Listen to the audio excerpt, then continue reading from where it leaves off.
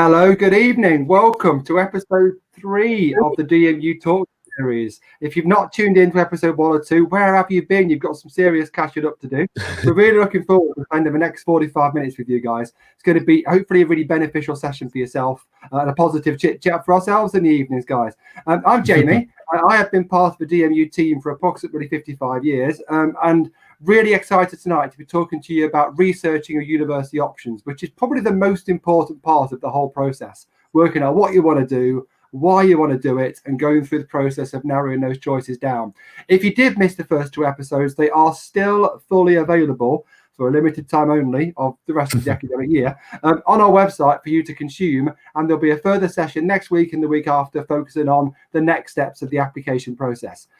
You can comment directly to us. So if you're watching, you want to give us a shout out, please do say hi. If you have any questions that you have going into the session or about the conversation we have stimulate, feel free again to throw them our way and we'll answer them as we're going through the stream to try and tailor it to what it is you guys need to know. Because we know the research process that you're doing this year is fundamentally different to previous years. There's been no UCAS fairs, no careers fairs, 6 months out of school and college, so you may well be on the catch-up, and we're here to help you get up to speed as fast as possible.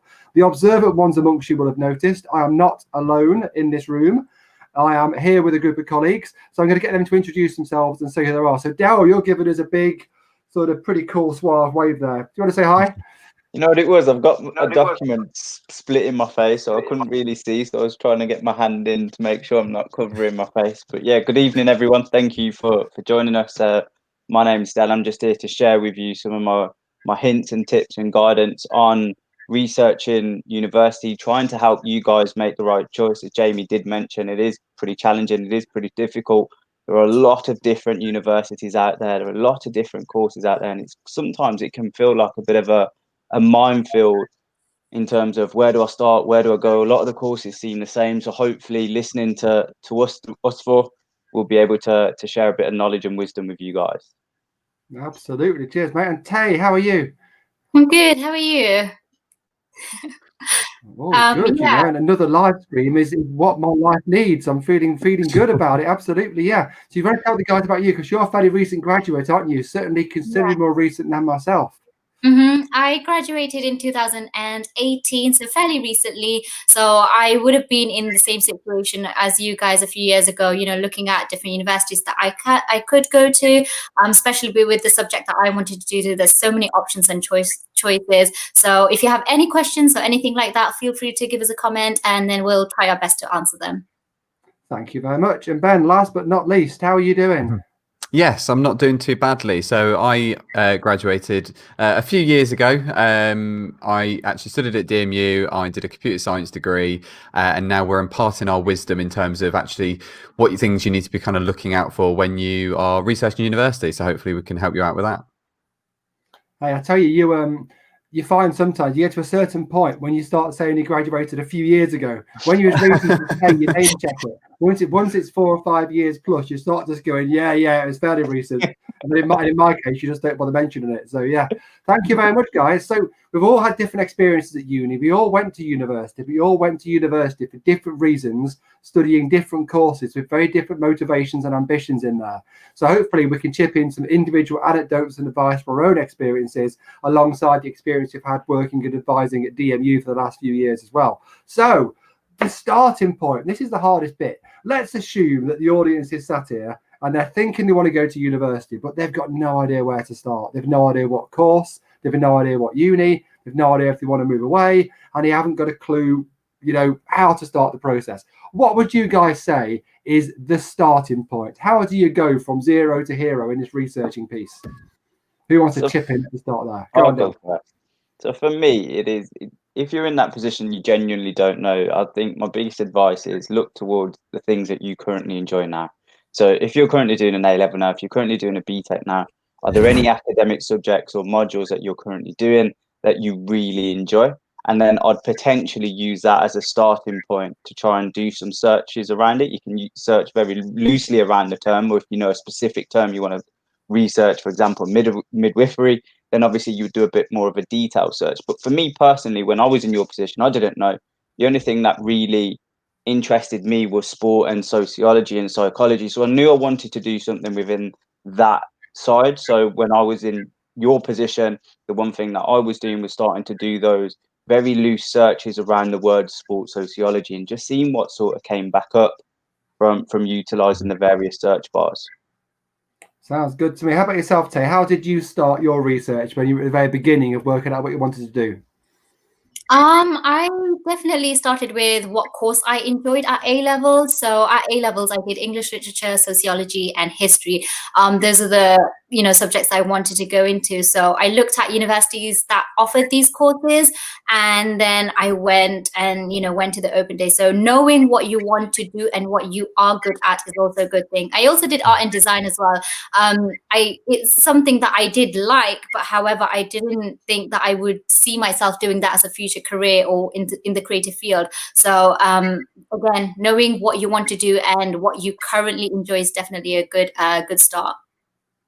Absolutely. I think there's different ways of doing it. Some people know what the end goal is going to be. So some people are working towards a very definitive end objective. When I graduated from university, I want to do X job. Other people haven't really got a clue at 17 or 18 what job they want to do. So in those cases, you might focus it much more. Some people don't even know at our ages now. You got to focus it much more based on what you like, what you're good at, and play to your strengths. Which of those two were you, Ben? Were you someone on a definitive mission with a plan, or were you someone who was making it up step by step based on what you felt was the right choice at the time? Jamie, I'm still making it up step by step. I have to be honest. I didn't want to say anything. I've never really known 100%. I think I said this earlier. Actually, I know that we've got Toby in the chat who joined us on the live stream earlier. So really sorry you have to listen to me again. But I mentioned earlier that when I was sort of thinking of going to university, I was sort of working sort of semi part time. I did an extra year at college because I didn't really know what I wanted to do. I was fairly good at IT. I'd done odd jobs in IT, and I was like, right, okay, well, let's just kind of go and do an IT degree. That's the sort of next step. In hindsight, I actually kind of wish I'd done more research and maybe steered more towards things like media and journalism, because they were things that I became really, really interested in when I was at university. They were the societies that I joined and that sort of thing. So for me, again, I have kind of been making it up step by step, and the degree that I did was good in terms of let's get you out there, let's get you learning these skills, let's get you these opportunities.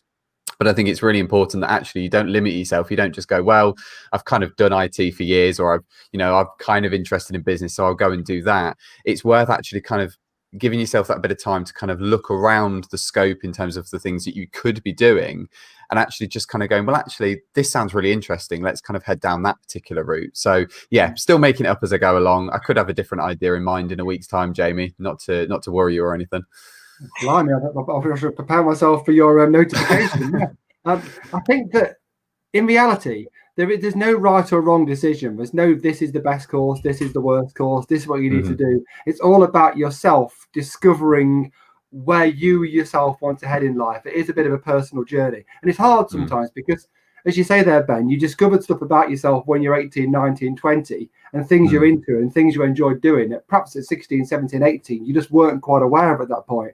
So don't worry that you're fixing yourself for life. There is lots and lots and lots of scope. I mean, how many of us now work in a job that absolutely directly overlaps with your degree? Dal, is your job now directly overlapping your degree?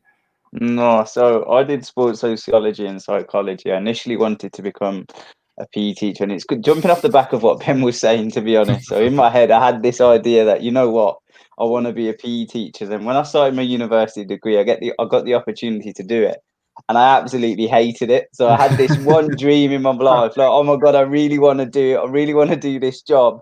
And then I feel like I suffered my first midlife crisis. Well, it was an early life crisis at the age of 20, 21, when I suddenly realized that, you know what, no, this is not what I want to do. But something I always love doing is help advising people, try and make a difference in people's lives. So you sort of utilize the skills from your degree. And what's really surprising, and I feel like what students don't quite realize, is how the skills that you take from university do overlap into employability, and they are really transferable. Just because you might have studied in a certain area, so take me, for example, it doesn't mean you're just restricted to just the sports field. You can then utilize the degree, utilize the skills that you've got, and then you can transition over and have a look at careers that do have the same sort of skills.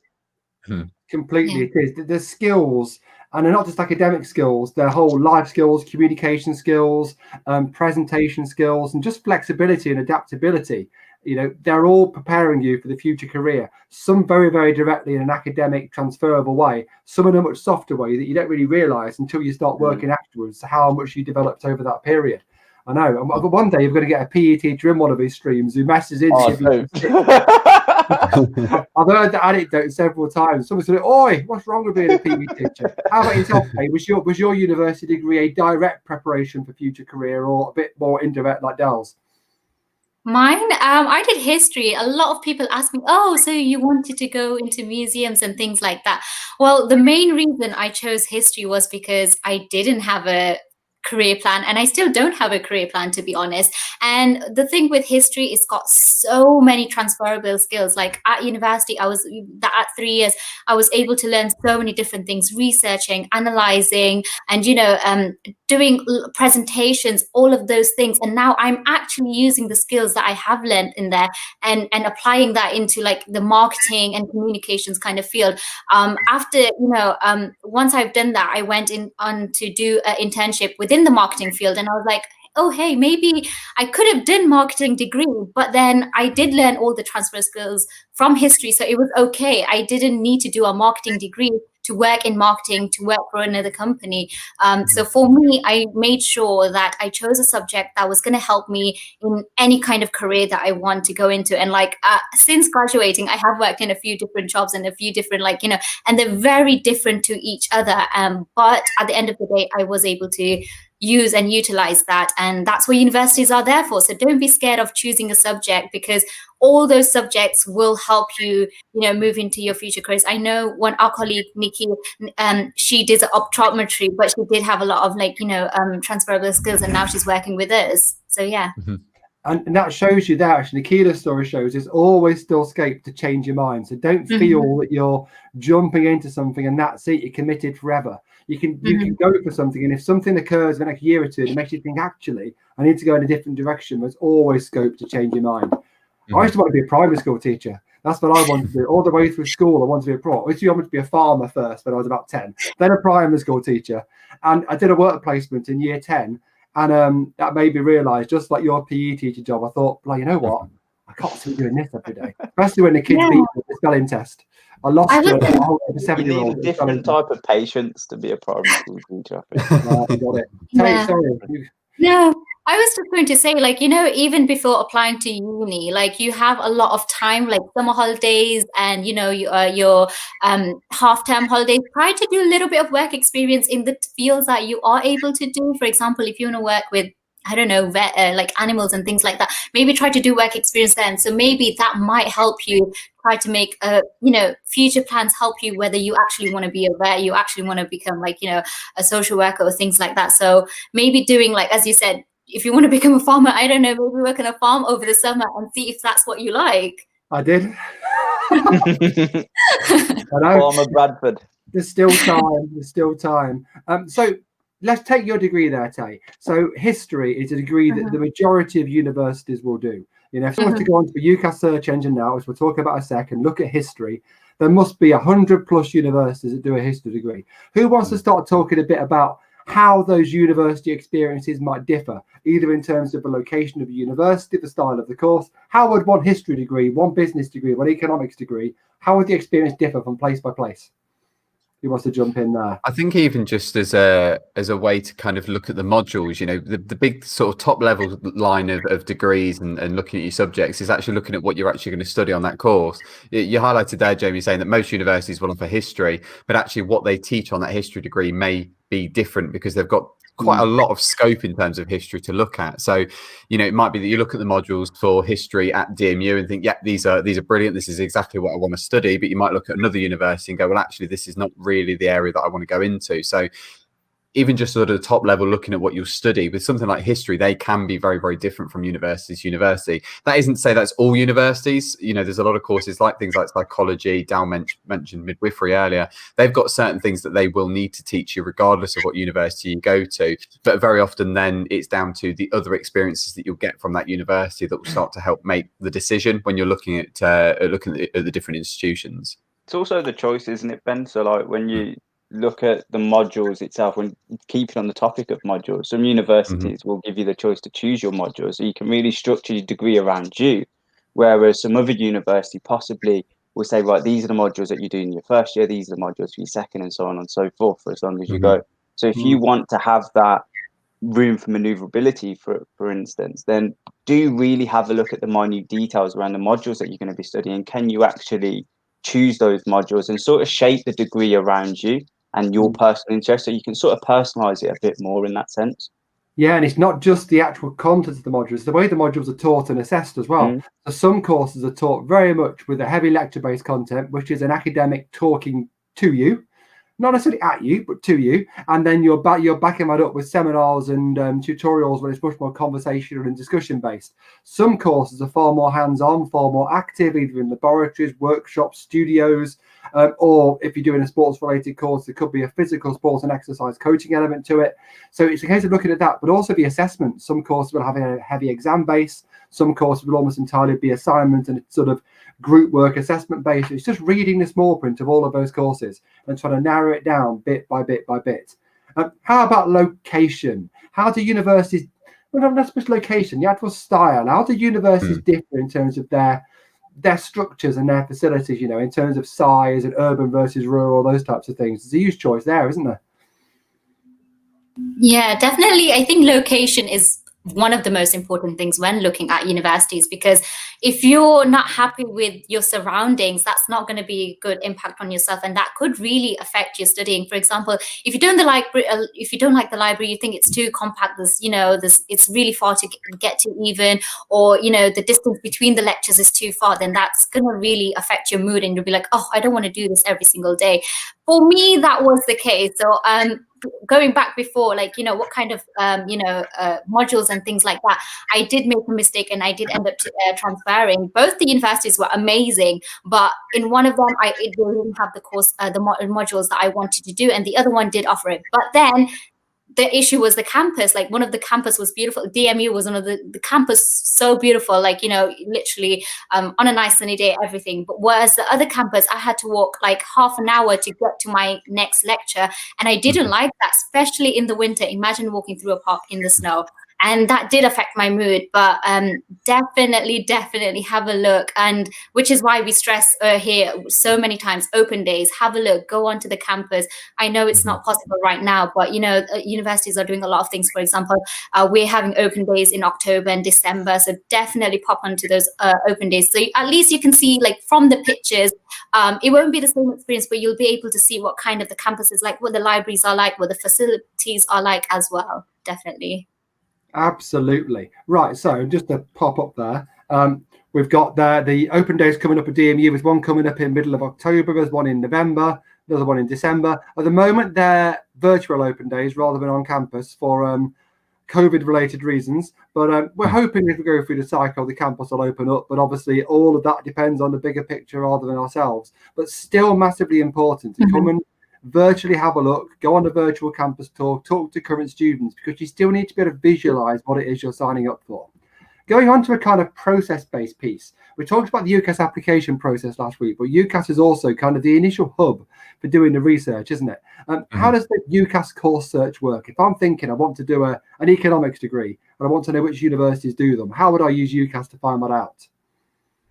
It's a great tool just to kind of, again, just start that research. Obviously we would prefer you to kind of jump onto our website and start looking at all those courses. But if you've got, lots of universities in mind, or you've got a course in mind and you've got no idea where offers that course, the UCAS website, being able to pop something in there and actually just see what courses are on offer is brilliant.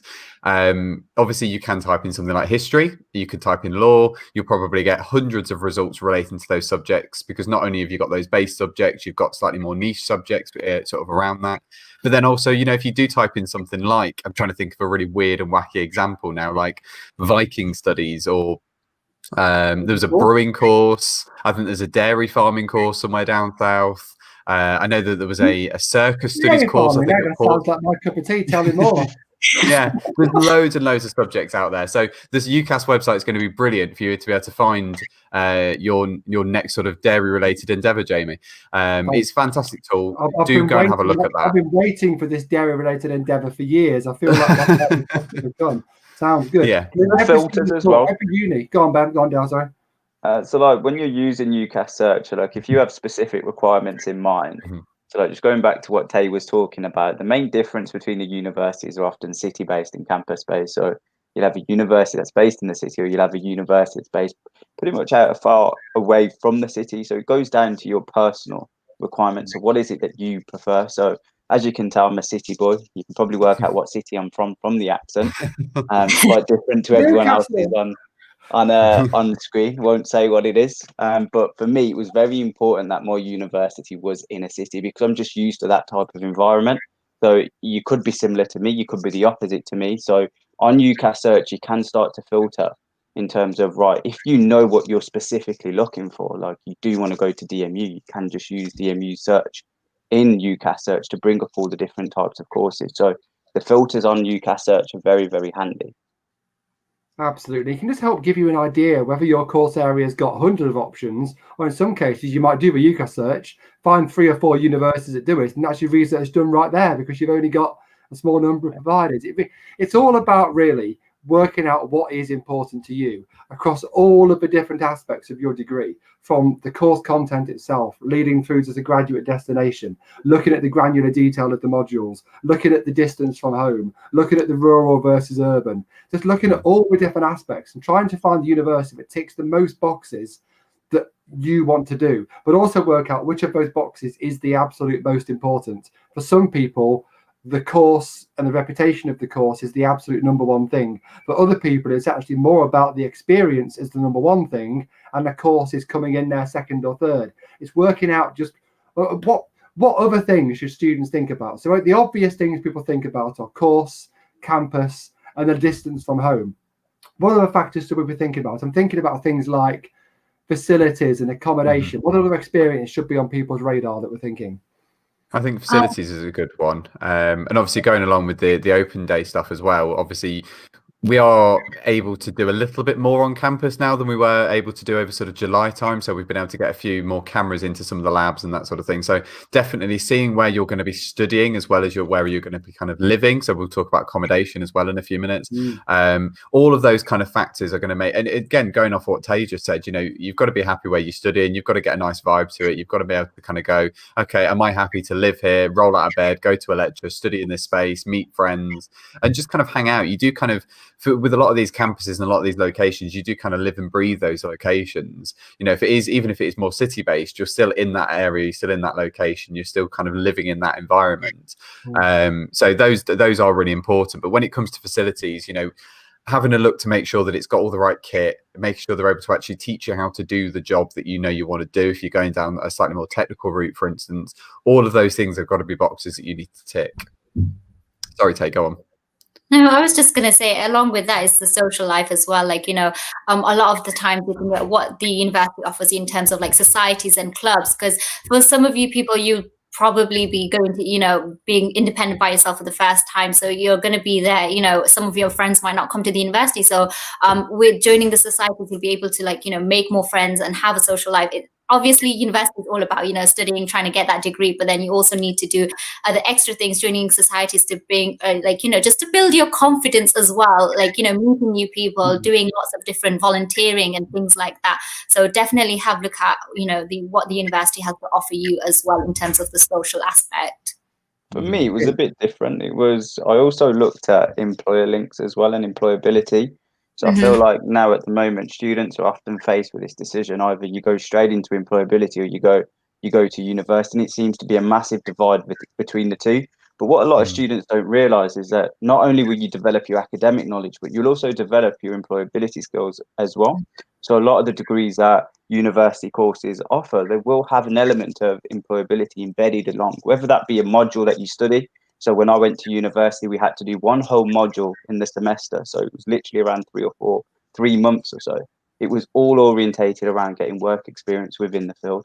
And that was a great opportunity because it wasn't coming out of my personal time. It wasn't something that I had to do off the back of my own initiative or my own want to do so. It was coming out of the time that was devoted to me by university, and that was very important because, as you said, as you already heard, I did have my early life crisis. But if that didn't happen, I would have gone through those 3 years, graduated, done my PGC, and ended up in a place that potentially I didn't want to be in. So I'm really thankful that I did that research and I had a look that I'd get the chance to do some employability. So if you guys are out there now thinking, you know what, oh, I'd love to work with this employer, I'd love to work with this employer. Universities often align themselves with these leading employers. So have a look to see who their partners are.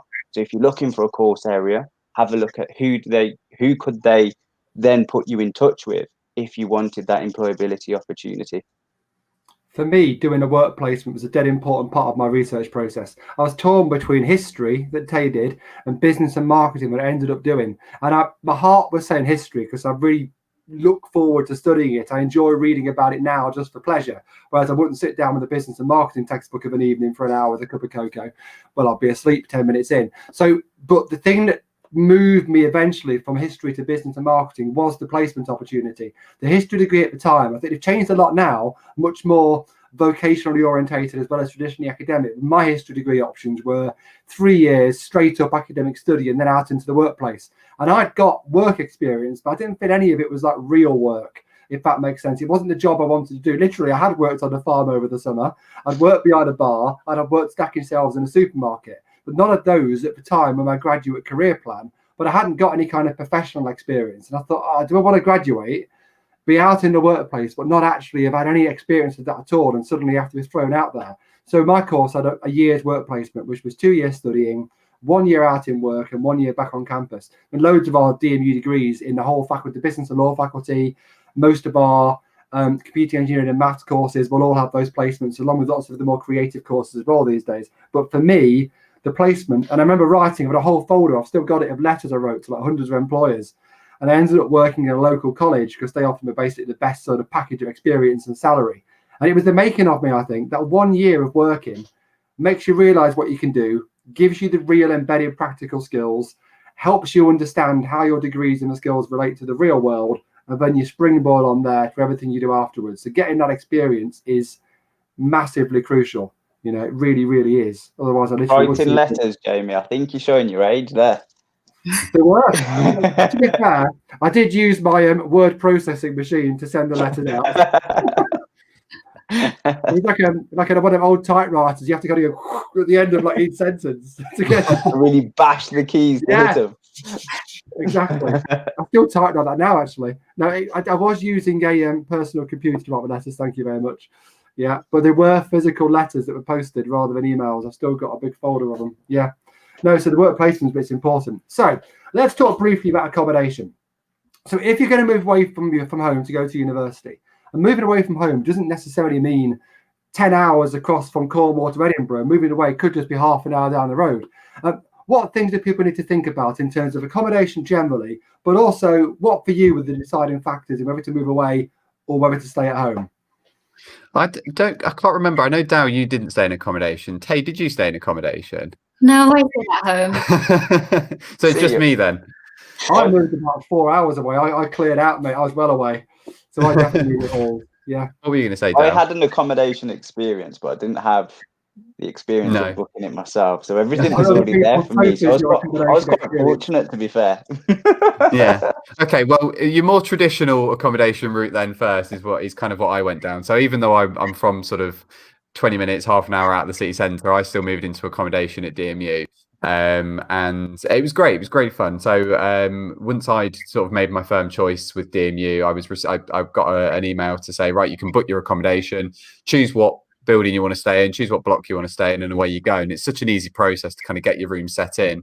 And I was fortunate with the accommodation that I stayed in that it was literally 2-3 minutes away from my lecture, so I could literally roll out of bed and be there on time. But students that are looking to stay into accommodation, again, making it part of your research, as we've kind of said a couple of times already, finding somewhere that you're going to be happy to live in is obviously really important. So if you can, on the sort of digital open days at the minute, or if we go back to sort of physical open days at some point, just have a look around, see what kinds of accommodation you can get. So most of the ones that we offer, you get your own bedroom, and you very often get your own bathroom as well, so you get your own ensuite, but you are sharing a kitchen with sort of 4, 5, 6 other people, and that makes quite a communal space that you'll share with those people whilst you're there. And it's a really good way of making friends, and very often you'll sort of go to various sort of evening activities and a lot of the freshest stuff, maybe with your flatmates, because they're the people that you've sort of met when you get there. And then as you kind of get to second and third year, you kind of decide on what you want to do next. You can sometimes stay in accommodation, and again, there's loads of it around the universities. But some people will go private as well. But accommodation is brilliant because, particularly for first years, to kind of get you settled into the campus, it's run by DMU. It's very, very secure. They've very often got security teams dotted about. You've got access to laundrettes, although I did take my laundry home most weekends. That's still an option for you. So it's good. It's a really good experience. It's a great way of making friends. And you do get a lot of independence by kind of moving out. And you're then having to figure things out on your own, whether that be budgeting, learning to cook. Pot noodle doesn't count. Actually learning to make actual meals is really important, and all that kind of good stuff.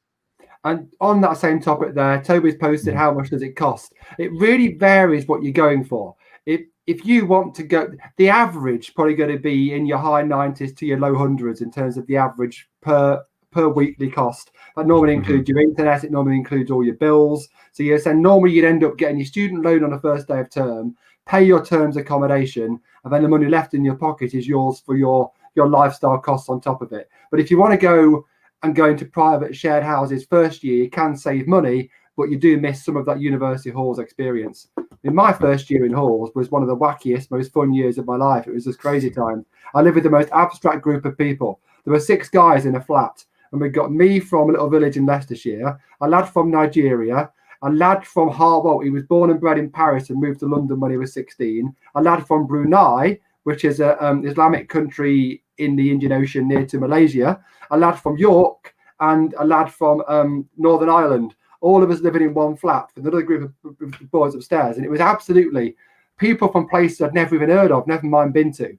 And living with these people, studying with these people occasionally, and just getting on with these people was such a learning curve. I reckon I learned as much from that as the actual degree in the first year, such as that melting pot of people.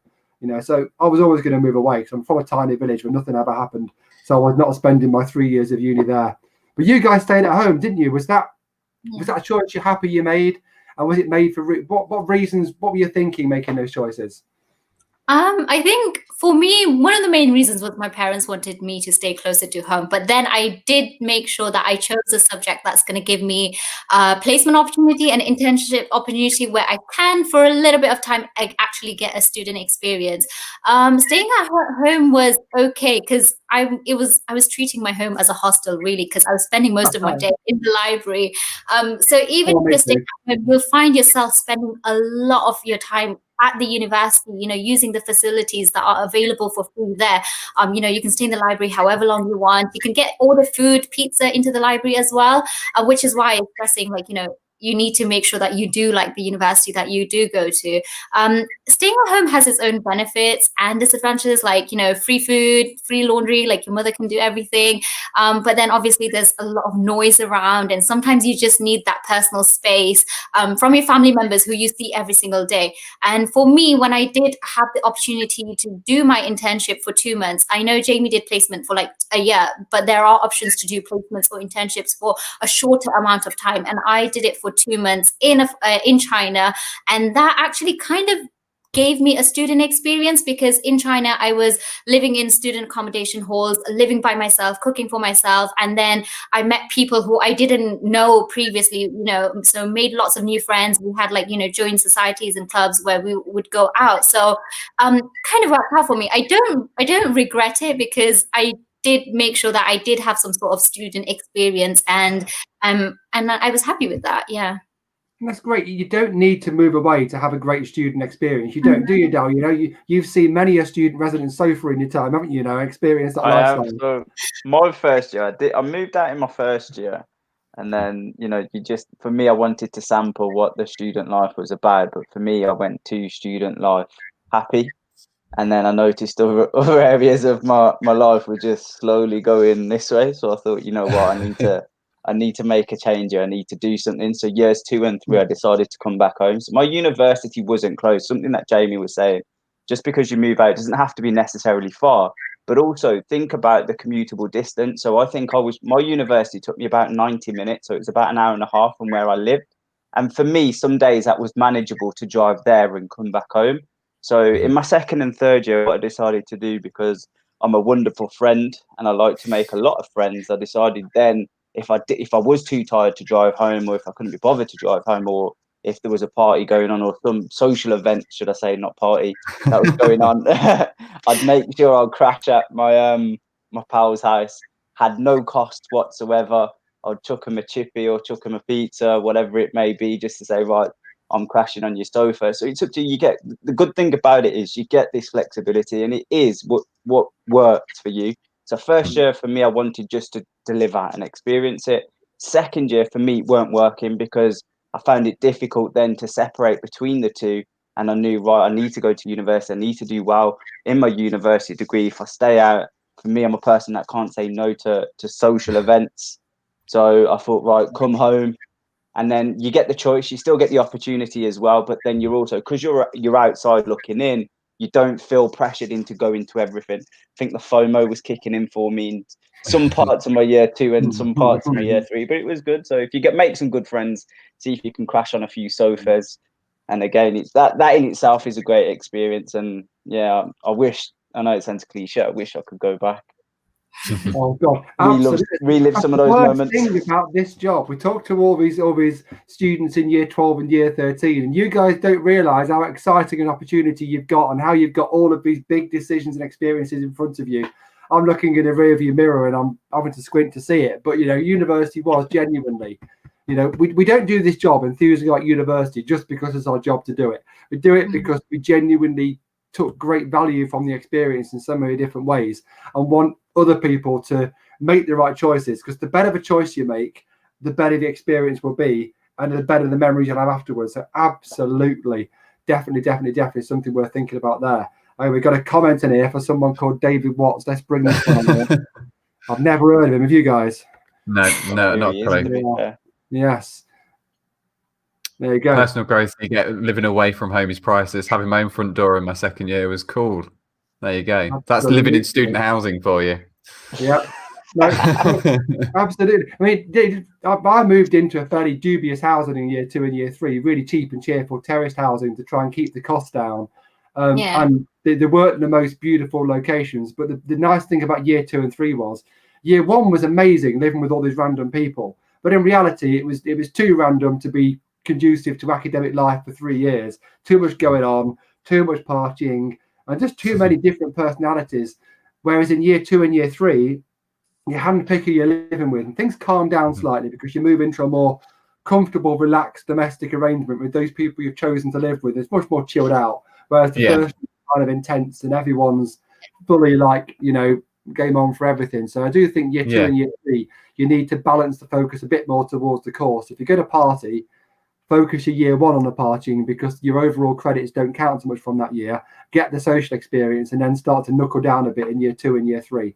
That's and with just going on that, and I'm kind of teeing us up for another section in just a moment, but I chose to stay with a couple of people that I met not through the course but actually through the society I was part of. So again, those friends that you sort of make along the way, they can come from all kind of manners of different areas. I lived with one girl that was doing a master's in design innovation and another girl that was doing a creative writing course. And because they were part of the same society that I was part of, it was a really good way of us kind of having a mutual friendship group that way. Yeah, I live with my mates. I met in the Tempin Bowling Society, which obviously is the club with the most street cred across campus. All the cool kids hang out with the Tempin Bowling Society. With their own personalised bowling balls. Absolutely. Yeah. So let's talk a bit about societies and let's talk about part-time work as well. So either of those two things, anyone want to tuck into one of those two topics? I'll get mine out of the way. Personally, I missed out. So when I went to university, I didn't. This is, guys, if you're watching, please do some research into societies. For me, I was just sport orientated, and I thought, you know what, I just want to play for my university sport team, and that was it. So I didn't actually do anything in regards to societies. And now, listening to your guys' experiences of your societies, I genuinely feel like I missed out. after leaving as a Harry Potter society and knowing that I didn't get involved with that. Oh my God, my whole 3 years were an absolute waste. We did a 24-hour bowl-a-thon. Literally, we went to Leeds, loads of universities. There was a little bit of it was a social scene, you know. There was a bar open for a certain period, but I got my best ever 10-pin bowling score at 5:33 a.m. having started at 2 p.m. the day before. I think that's it with societies and stuff. When you look back on your time at university, and again, this will go for your sports team as well, Dal. They're probably going to be some of your highlights. I think is going to be not the time you spent in lecture halls, but the time that you spent with friends that you'd met, getting involved with those clubs. Jamie and his score at 3 a.m. Like those are the things that you look out for when you look back on your time at university. If you could go back, you wouldn't necessarily go back to go and sit in a lecture hall, but you'd go back so that you could go and meet lots of people again, get involved with the societies. And as I say, the one that I did, and again, I talked about it earlier, but Team and Media, the Media Society was my sort of way in to go and doing all those things that I kind of had an interest in but didn't choose as my degree. And that's another way of looking at it. Just because you're going and doing this one degree doesn't mean you can't go and join the football team. You can't go and join like the journalism or the writing group, or get involved with just something completely wacky and something completely different. And the societies for anything. I had my own radio show for 2 years. You can't really tell with this setup. I also looked after the university magazine. So there's loads of stuff that you can sort of get involved with in that regard. As Dal said, there's Harry Potter, there's Game of Thrones, there's like a Disney society. You can go and learn to be a DJ in a club, which sounds just crazy, and we've had them perform in various places around Leicester. So you get to learn a lot of skills from doing that. And from my time in the Media Society has meant that I'm not actually working in IT anymore, because that was my degree, but I've kind of done something that's a bit more actually related to what I did in my society, and I think that's really good. And you can take a leadership role in most societies. You can be the chair, the secretary, the treasurer. You can, that means be part of the wider student union community. And that gives you a whole load of skills going to meetings, having formal responsibility, managing a budget, managing an unruly group of society mates who want to go a different direction with yourself. It gives doing those things with the sports and societies. It's more than just participation and fun. Again, it's adding to that layer of skills that you've got. Yeah, absolutely. How part-time work? Did you guys work during your studies, or did you save the work to stash up during the summer and the holiday periods? Yeah, I worked because Leicester's De Montfort University is a very campus-based university, and town is literally a 5 minutes walk. So I was working in town during my studies, and it was really good because if I had a lecture finishing at let's say 1 p.m, then I would literally finish work and then finish the lectures and my studying, and then go to work and do the evening shift. But I do understand De Montfort University right now, we have something called student ambassadors, and you can become a ambassador and you can actually work on campus. So you could literally finish your lecture and just walk over to the next room and start your work there. And you can choose your hours, you can choose your shifts. So it's not something that's going to affect your studying, because you'll be in control of the time. Whereas maybe if you're working in town or in a retail shop or something like that, they'll have set hours that you have to work from 5 to 7. Whereas at the university, if you become an ambassador, you can choose when and where you want to work. So yeah. And it's really helpful because with De Montfort University, everything is on campus. And if you did want to work, it's not too far. And if you did want to go back home and sleep, accommodations right there. So you could kind of manage your time really well. Mm-hmm. It is. We're quite lucky that the campus is completely separate from the city. So we spent millions of pounds on the campus the last 5 to 10 years. And the campus is this self-contained entity with the accommodation satelliting around it. But literally you are a 5-minute walk over the ring road and boom, you're right in the middle of the city centre. So it is the best of both worlds. Most university campuses are either city or campus based. We're very, very lucky that we've got both. And you can have a very campus-focused lifestyle if you want, and have most of your social life and most of your friendship groups on the campus space, or you can live most of your life in a city because it's so close, or you can find that balance across the two of them. So we really are lucky we've got that level of flexibility, and I think that's a real selling point for the institution, that when you think about it, is a massive lifestyle benefit for anyone wanting to come and have the experience with us. But I used to work part-time in a bar within the university. I used to be a student ambassador doing campus tours as well. I used to cram as much work as possible during the summer holidays, because you've got 4 months in between your year 1 and year 2. And whilst I did a little bit of chilling out and topping the town up, I used to genuinely try and get them pennies saved as well. And then you're taking all the pressure off yourself financially in the autumn term of the next year. Did you guys I think that's... I think time management is really important. Just something I've yeah. posted there in relation to what Toby said. I think, first year, as we said, it's a little bit more relaxed. And a lot of people will say that first year is sometimes that little bit easier than maybe your A level, particularly year 13 is, because it's kind of getting everybody to the same level. So it's kind of putting everybody in the same boat. But as you get to your second and third year, that time management and being able to keep on top of your sort of responsibilities is really important. So like Dal said as well, putting yourself in a position where you're going to be able to get everything done, but still be able to maintain some element of, a social life, because that's also really important. You still need your downtime. So I only really worked a full sort of retail job in my first year. And again, that was for Blockbusters, before I was made redundant from there because Blockbusters went down because they didn't buy Netflix. Long story. But could have bought Netflix. No, they could have bought Netflix. Oh. That's story for another time. So now the head of Blockbuster is sitting there right now eating like a cold tin of baked beans. Probably thinking, It's a sad state of affairs, but it was a great job. And that was a job that I had in my first year of university. But I actually didn't really go for any other retail work after that because I worked sort of part-time, a few hours a week for the SU. And then the rest of it was just sort of focused on, I was going to say on the degree, but actually it was mostly focused on my society, I think. No, that balance. Go on, Del.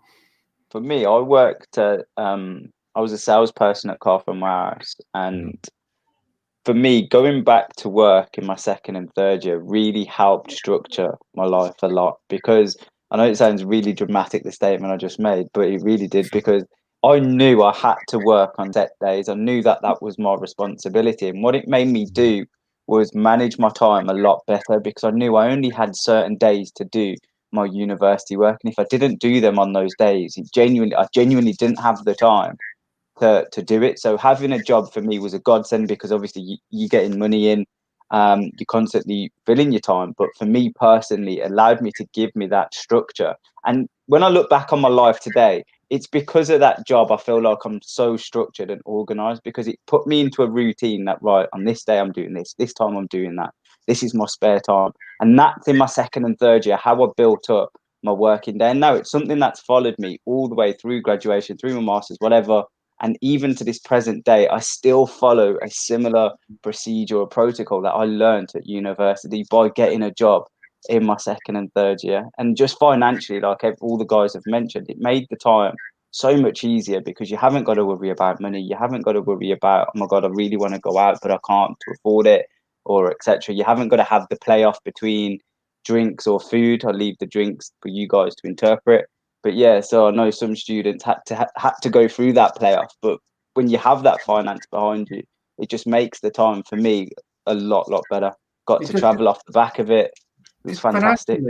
The basic cost is covered by the loans you can get. So in principle, you could just about live a student experience without working part-time at all. But you don't have a lot of spare cash after you've paid your rent and your bills and your core course costs and your travel and those types of things. So that part-time work gives you your own pot of money that you've earned, and you can spend it on the things that you enjoy without the guilt that you're spending your loan on something social. And it just gives you that little bit more comfort in the finance to allow you to live the lifestyle you want to live without worrying about it, without getting your credit card or maxing your overdraft, those types of things.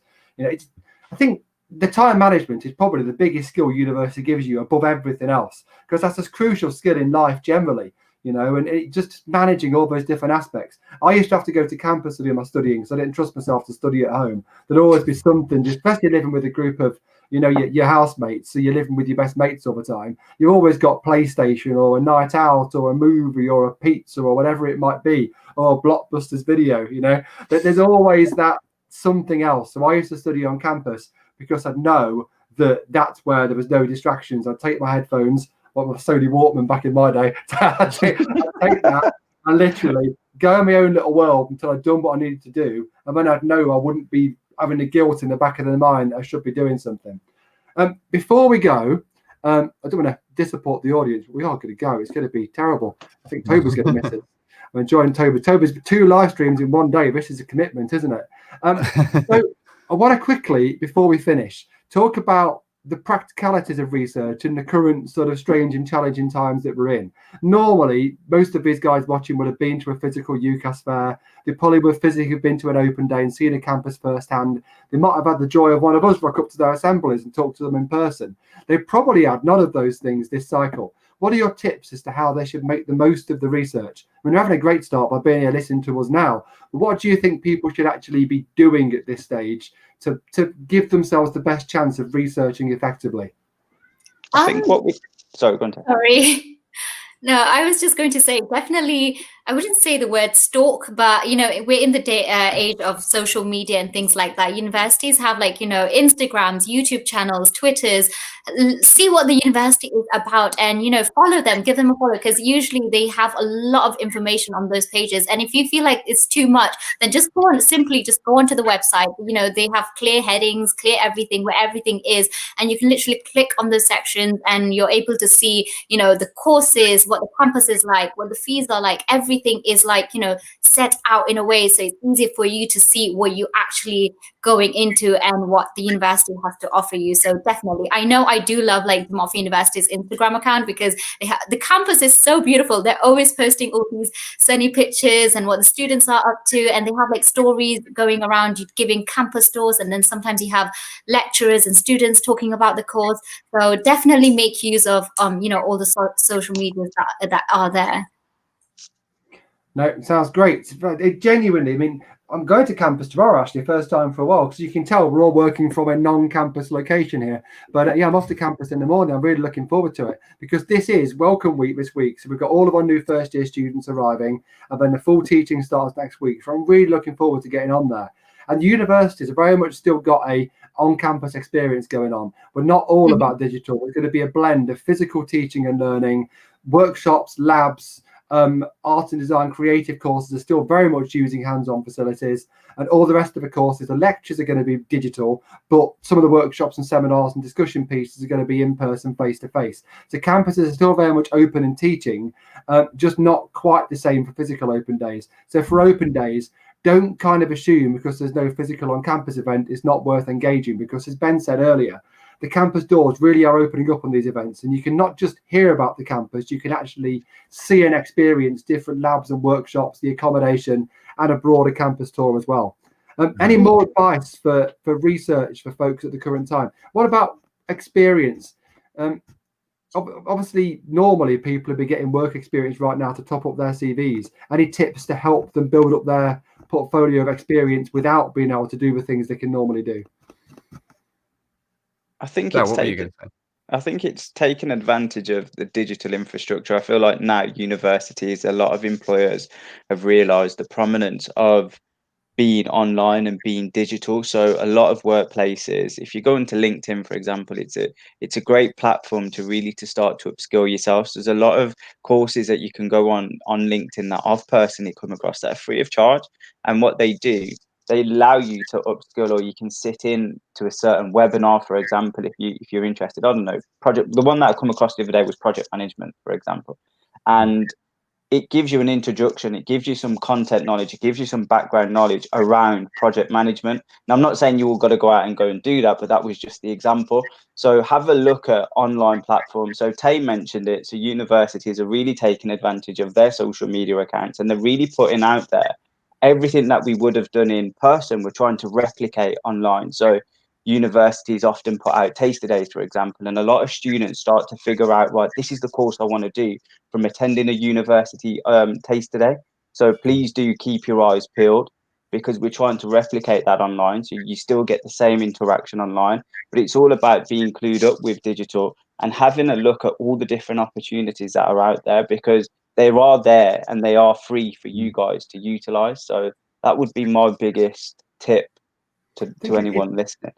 Absolutely, it's all about that proactivity, isn't it, and being creative, not just kind of thinking, right, that's it, I can't do. But the classic is that we normally go out to careers fairs in school and colleges, and I got an email this afternoon that simply said, due to obvious reasons, school and college careers fairs cancelled. We look forward to seeing you next year.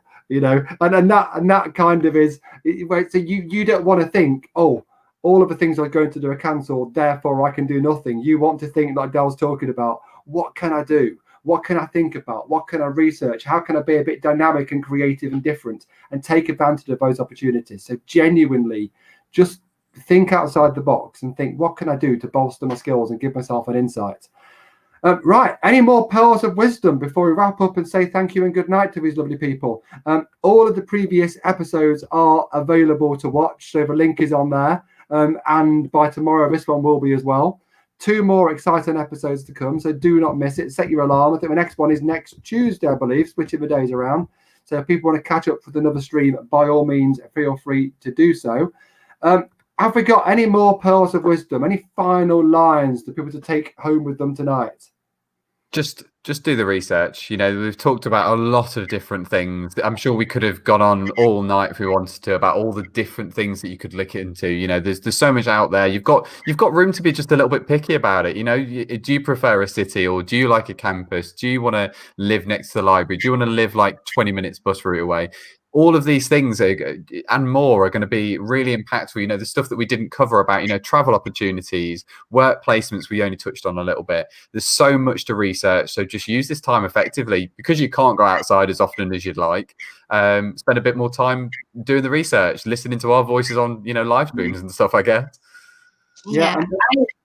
Sorry. No, go on, take it after you. I was just going to say, the earlier the start, the better, because we do have people ringing in who have registered onto other universities and are saying that, I've already had 1 week at university and now I want to come to DMU. And that's possibly because they didn't do their research. So if you get everything done early, you'll have the head start and you wouldn't be, at the end where everybody's trying to get into universities, everybody's trying to make those applications and everything. So the earlier, the better.